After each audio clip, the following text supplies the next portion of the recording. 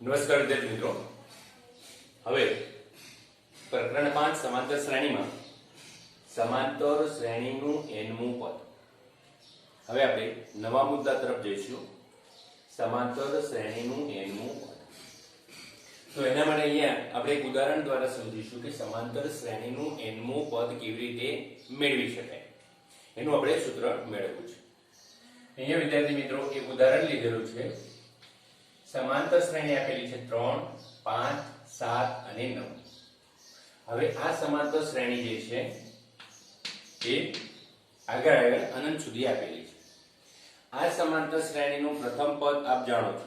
એ પ્રકારના એક્ઝામ્પલ આપણે ગણ્યા છે. તો પ્રથમ પદ 3 છે. બંને વચ્ચેનો સામાન્ય તફાવત જોઈએ તો 5 માંથી 3 બાદ કરીએ એટલે સામાન્ય તફાવત d આપણને 2 મળે છે. અહીંયા લખીએ કે ભાઈ આપેલ સમાંતર શ્રેણી માટે a1 બરાબર a એટલે પ્રથમ પદને આપણે a તરીકે લઈએ છીએ તો a બરાબર કેટલા છે 3. જ્યારે સામાન્ય તફાવત d બરાબર કેટલો આપેલો છે 2 એ આપણને ખ્યાલ છે. તો જો અહીંયા a1 બરાબર a બરાબર 3 યાદ રાખજો. આપણે an સૂત્ર મેળવવું છે. હવે આપણે જોઈએ બીજું પદ. તો બીજું પદ a2 આપણને કેટલું આપેલું છે 5. બીજું પદ a2 કેટલું આપેલું છે 5. હવે જો 5 પ્રથમ પદ કેટલું છે 3 અને એમાં તફાવત 2 ઉમેરે 3 + 2 કેટલા જવાબ આવ્યા 5. હવે 3 + 2 બરાબર 5. 3 એ પ્રથમ પદ છે એટલે 3 બરાબર આપણે શું મૂકીશું a અને 2 સામાન્ય તફાવત છે એટલે b એટલે આપણને મળશે a2 બરાબર a વત્તા b. તમને ખ્યાલ આવી ગયો. બીજું પદ 5 છે એને આપણે થોડું લખી 3 + 2 5. 3 એ પ્રથમ પદ છે, 2 એ સામાન્ય તફાવત d લખ્યું. અહીંયા એની જગ્યાએ સંકેતમાં લખ્યું. જો એ ત્રીજું પદ છે, પહેલું બીજું ત્રીજું. ત્રીજું પદ 7 છે. આપણે 7 એટલે અહીંયા આપણે આ ખાસ ધ્યાન રાખવાનું છે 3 બરાબર. તો અહીંયા 3 + 4 યાદ રાખજો.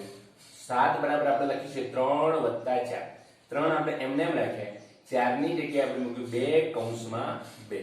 હવે જો 3 એ તો પ્રથમ પદ છે એટલે 3 ની જગ્યાએ આપણે a મૂકીશું, 2 એમને એમ રાખીશું અને જે સામાન્ય તફાવત જે છે એ 2 બરાબર d સંકેતમાં મૂકીશું તો આપણને મળશે a3 એટલે ત્રીજું પદ બરાબર સૂત્ર મળશે a + 2d. યાદ રાખજો. એ જ પ્રમાણે માનો ચોથું પદ આપણને આપ્યું છે 9. a4 બરાબર 9.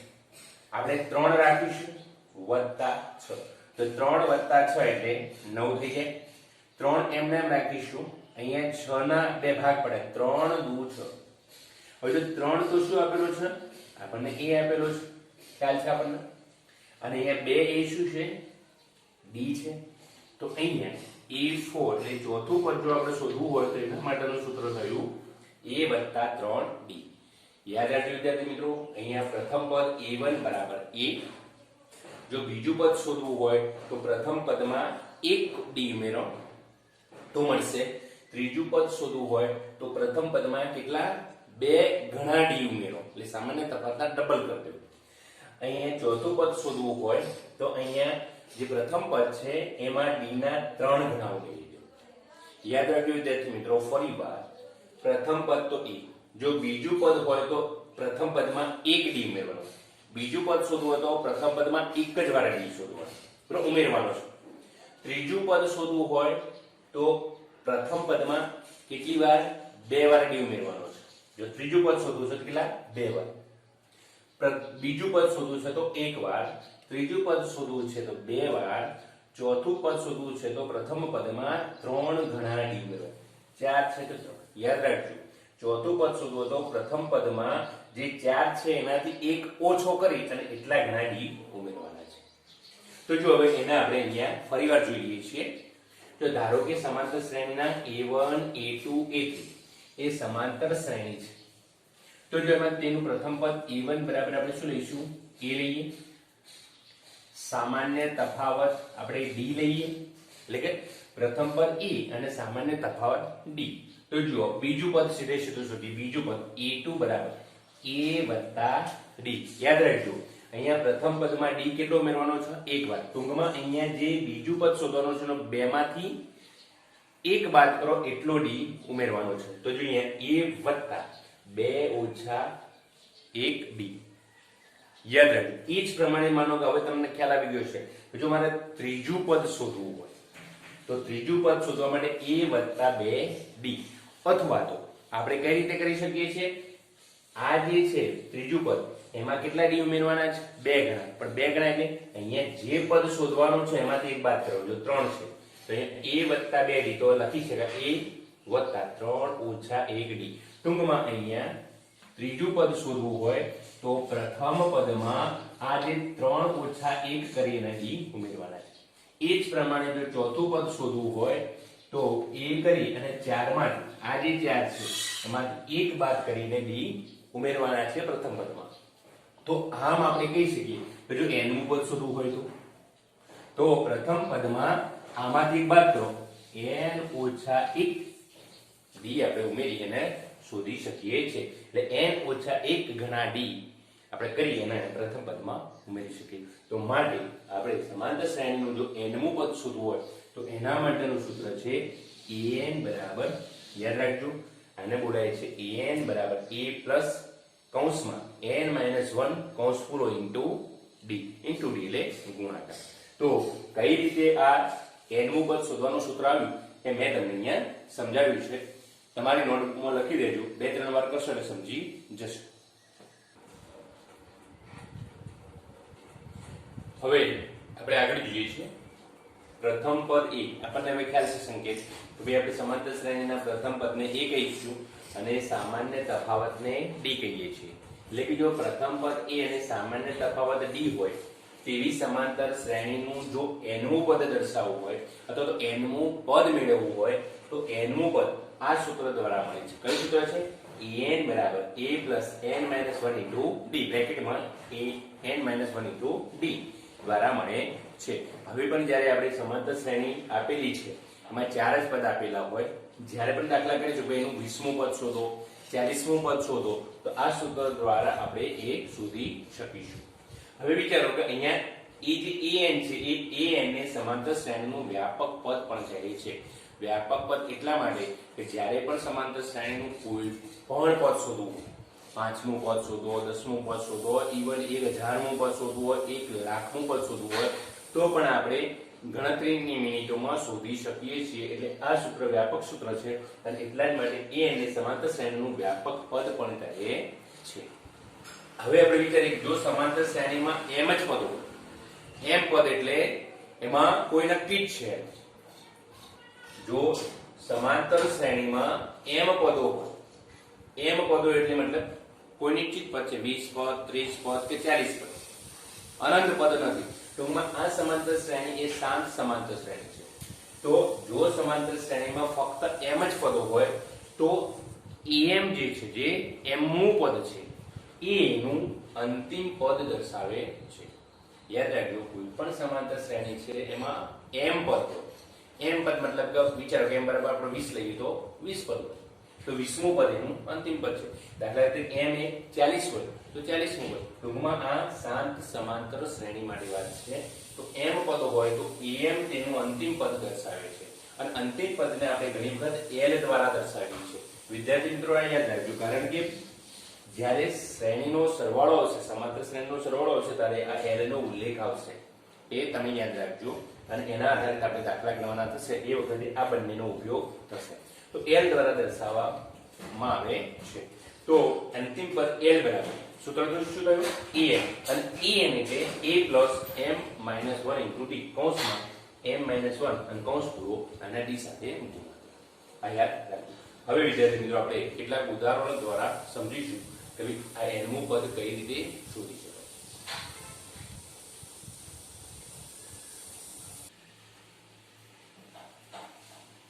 હવે ઉદાહરણ 3 જોઈએ. સમાંતર શ્રેણી 2, 7, 12 નું 10મો પદ શોધવું. અહીંયા સમાંતર શ્રેણી લખેલું છે એટલે એનો સામાન્ય તફાવત પ્રત્યેક પદનો સમાન હશે. તો અહીં આપણે લખી દેવાનું છે કઈ રીતે એનું 10મું પદ શોધવું. તો અહીં આપણે લખીએ પ્રથમ પદ a બરાબર 2. સાથે સાથે લખીશું સામાન્ય તફાવત.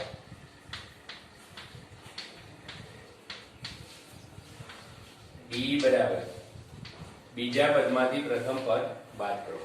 અહીંયા બીજામાંથી પ્રથમ બાદ કરો અથવા તો ત્રીજામાંથી બીજું બાદ કરો ચાલે, કારણ કે સમાંતર શ્રેણી છે એટલે બધાનો તફાવત સરખો રહેવાનો છે.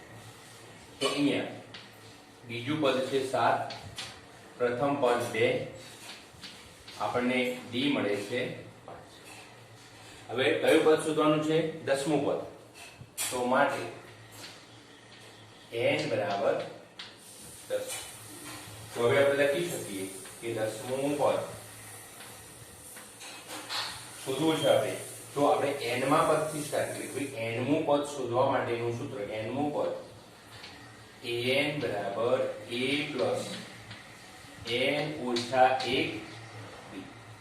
હવે મારે 10મું પદ શોધવું હોય તો 10મું પદ, તો 10મા પદને આપણે a 10 વડે દર્શાવીએ છીએ. a જો અહીંયા a આપણને આપેલા છે 2, કિંમત મૂકી દઈએ. n 10મું પદ એટલે 10 માંથી 1 બાદ કરો અને d કેટલા આપેલા છે? 5. 2 વત્તા 10 માંથી 1 ગયા 9 ગુણ્યા 5. 2 વત્તા 9 પંચા 45. તો એ 10 બરાબર 47. માટે આપેલ સમાંતર શ્રેણીનું 10મું પદ 47. અંદર બધા અવાજ આવે. હવે ઉદાહરણ 4 જોઈએ. સમાંતર શ્રેણી 21, 18, 15 અનંત સુધી સમાંતર શ્રેણી છે. તો નું કયું પદ ઋણ 81 હશે, માઈનસ 81 હશે? વળી કોઈ પદ શૂન્ય હશે? જો હોય તો સકારણ જવાબ આપો. તો જો અહીંયા પ્રથમ તો આપણે સમાંતર શ્રેણી લખીશું 21, 18, 15 અનંત સુધી.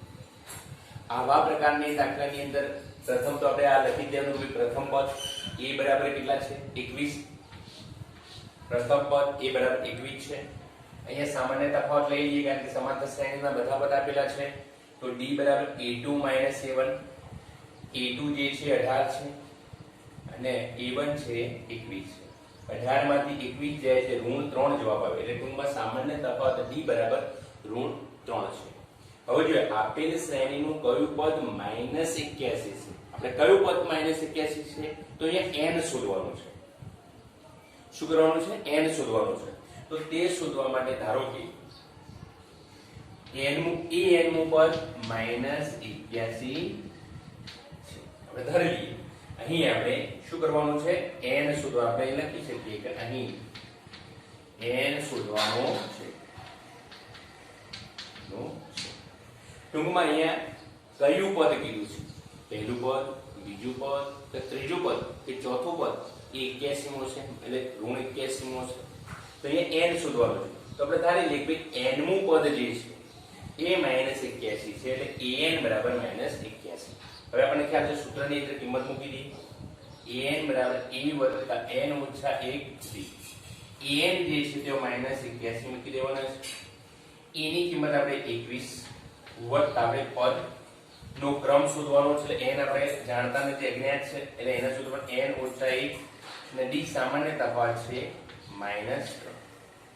આ 21 છે આ બાજુ આવશે -81, 21 માઈનસ થઈ જશે બરાબર અહીંયા વધ્યા n ઓછા 1 માઈનસ 3. અહીંયા 1 1 2 8 ને 10 બંનેનો સરવાળો થયો -102 n ઓછા 1 માઈનસ 3. આપણે સાદુરૂપ આપણે આપીએ છીએ અહીંયા. તો માટે અહીંયા લખી શકાય n ઓછા 1 બરાબર આજે -102 છે એને -3 વડે ભાગી દો. -102 છે આ -3 અહીંયા ગુણાકારમાં છે તો ભાગાકારમાં આવી જાય એટલે -102 ભાગ્યા -3 બરાબર n ઓછા 1. મેં n ઓછા 1 આ બાજુ લખ્યા છે એટલે n ઓછા 1. આ ઋણ ઋણ ઉડી જાય છે, ઋણ ઋણ ઉડી જાય છે. તો અહીંયા આપણે છેદ ઉડાડીએ છીએ. 3 × 9 3 × 4 તો n ઓછા 1 બરાબર 34. તો n બરાબર 34 + 1 તો n બરાબર 5. તો અહીંયા આપણને જવાબ મળ્યો. તો માટે આપેલ સમાંતર શ્રેણીનું 35મું પદ ઋણ 81. હવે જો બીજો નંબર આપણે વળી કોઈ પદ શૂન્ય હશે તો આપણે અહીંયા ફરીવાર આપણે કરી દઈએ કે ધારો કે આપેલ સમાંતર શ્રેણીનું nમું પદ શૂન્ય છે. તો માટે an બરાબર અહીંયા શું લઈશું? શૂન્ય. ફરીવાર આના જ પ્રક્રિયા કરીશું. an બરાબર a + n ઓછા 1 d. an એ શૂન્ય છે, a જે છે 21. n આપણે શોધવાનો છે, ચેક કેમ આપણે ચેક કરીશું. અને d બરાબર -3. જો 21 આ બાજુ આવી જશે એટલે -21 થઈ જશે અને પેલા -3 વડે આપણે ભાગીશું બરાબર n ઓછા 1. 3 સીધું 21 ઋણ ઉડી ગયા તો n બરાબર આ 7 વત્તા 1 બરાબર 8. તો આપણે લખી શકીએ કે 8મું પદ શૂન્ય છે. તો આ કારણ પણ દર્શાવી દીધું અને એ પદ પણ આપણે શોધી દીધું કે કયા ક્રમનું પદ એ શૂન્ય છે. અહીંયા કયા ક્રમનું પદ એ -81.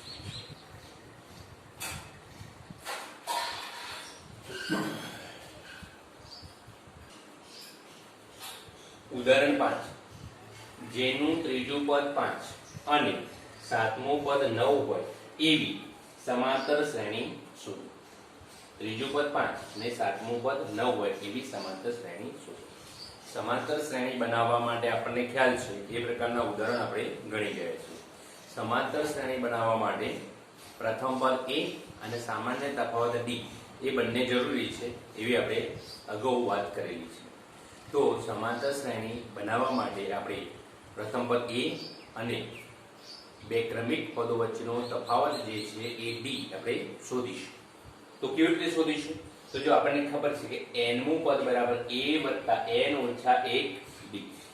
nમું પદ તો ત્રીજું પદ માને છે તો ત્રીજા પદ માટે આપણે આવું લખી શકીએ કે a + 3 ઓછા 1 d. આપણે a + 3 ઓછા 1 d એટલે 2 d. તો માટે a + 2 d. આપણે ત્રીજું પદ કેટલું આપેલું છે? 5. તો એ 5. તો આની જગ્યાએ આપણે લખીશું 5. ત્રીજું પદ 5 આપેલું છે એટલે 1 આપણને સૂત્ર મળ્યું. આ સૂત્રનો નંબર આપીશું 1. એ જ પ્રમાણે આપણે સાતમું પદ તો a + 7 ઓછા 1 d આ સૂત્રના આધારે આપણે મૂકીશું. તો બરાબર a + 6 d કારણ કે 7 માંથી 1 ગયા એટલે 6 વધે. a + 7 ઓછા એટલે 6 d અને એ સાતમું પદ તો કેટલું આપેલું છે? 9. તો અહીંયા આપણે લખી શકીએ છીએ a + 6d બરાબર 9. આ સમીકરણનો નંબર 2 આપીશું. હવે આપણે શું કરીશું? સમીકરણ જે 2 છે માંથી સમીકરણ 1 બાદ કરીશું. આપણે ત્રીજું પ્રકરણ આવશે એમાં સમીકરણ યુગ્મનો ઉકેલ આવશે લોપની રીતને રીતે એટલે વખત અભ્યાસ કરીશું અને જો આપણને કરેલો હોય તો અહીંયા આપણે સીધું પણ એ લોપની રીતે કરી શકીએ છીએ. અથવા તો જો અહીંયા સમીકરણ 2 લખું છું a + 6 ઓછા હા આપણે ડાબી બાજુના a + 6d એમાંથી a વત્તા 2d આપણે બાદ કરીશું. એ જ પ્રમાણે જમણી બાજુ 9 માંથી 5 બાદ જોઈએ. અહીંયા a વત્તા 6d ઓછા a ઓછા 2d બરાબર 9 માંથી 5 ગયા તો 4. જો અહીંયા વત્તા ઓછા ઓછા વત્તા ઓછા ઓછા એ ઉડી ગયા. 6d માંથી 2d ગયા 4d થાય બરાબર 4. તો d બરાબર 4 ભાગ્યા અહીંયા આપણે 4 ભાગ્યા 4 તો આપણને મળ્યા d બરાબર 1. હવે જો d બરાબર 1 કોઈ પણ સમીકરણમાં આપણે મૂકી દઈએ છીએ. અહીંયા આપણે a વત્તા 2d બરાબર કેટલા છે 5. એમાં a વત્તા b ની જગ્યાએ મૂકીએ 5 તો a બરાબર 5. 2 કા 2 પેલી બાજુ જશે એટલે માઈનસ થઈ જશે. તો અહીં આપણે જોઈએ a બરાબર કેટલા મળ્યા 3. હવે આપણને ખ્યાલ છે કે a બરાબર 3 અને d બરાબર આપણને 1 મળ્યા છે. તો સમાંતર શ્રેણી જો લખવી હોય તો સમાંતર શ્રેણી એનું પ્રથમ પદ 3 એમાં 1 ઉમેરી લે 4 5 6 એમ કરીને આપણે સમાંતર શ્રેણી લખી શકીએ.